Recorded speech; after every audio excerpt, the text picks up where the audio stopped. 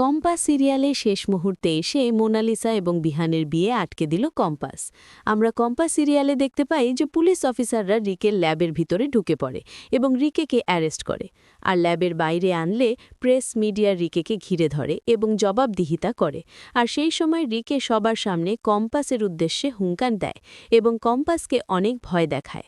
আর compass সবার সামনে রিকেকে ভয় না পেয়ে মোক্ষম জবাব দেয় এবং বলতে থাকে, আমি তোমাকে ভয় পাই না, তুমি এখন পুলিশ কাস্টাডিতে থাকবে। অন্যদিকে বাড়িকে বিহান সিদ্ধান্ত গ্রহণ করে সে মোনালিসার সাথে এনগেজমেন্ট পার্টি করবে এবং বিয়ে করবে। কম্পাস আসার আগেই এনগেজমেন্ট পার্টি শুরু করে আর মোনালিসা বিহানের উপর চাপ সৃষ্টি করে। কিন্তু মনে মনে বিহান কম্পাসকেই চিন্তা করতে থাকে।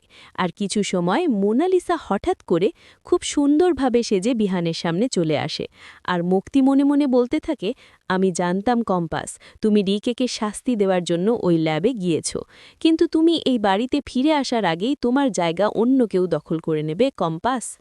অন্যদিকে দেখা যায় রিকের অন্যান্য গুন্ডারা কম্পাসকে কিডন্যাপ করে নেয়। ঋতুজা অনেক ফোন করলেও কম্পাসকে ফোনে পায় না।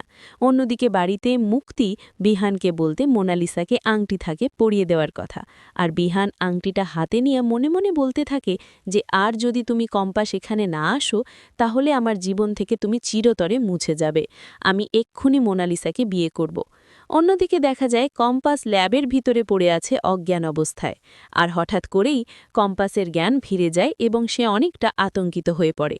আর কিছুক্ষণ পর কম্পাস পিছনের দরজা দিয়ে বেরিয়ে পালিয়ে যায়। কম্পাস পালিয়ে যাওয়ায় গুন্ডারা কিছু বুঝতেই পারে না যে কম্পাস কোথায় গেল। অন্যদিকে কম্পাস বেরিয়েই বিহানদের বাড়ির উদ্দেশ্যে যাওয়ার জন্য রওনা হয়। তাই কম্পাস সেখান থেকে বেরিয়েই চৌধুরী বাড়িতে চলে যায়।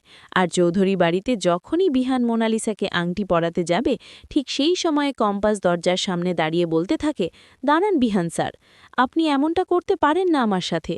এই কথা বলে দৌড়ে গিয়ে বিহানকে জড়িয়ে ধরে। ও বন্ধুরা, কম্পাস সিরিয়ালের আগামী পর্ব আর মোনালিসার এনগেজমেন্ট পার্টি ভেস্তে দিল। সবাই এগুলো দেখতে চান তো? সবাই কমেন্ট করে জানান।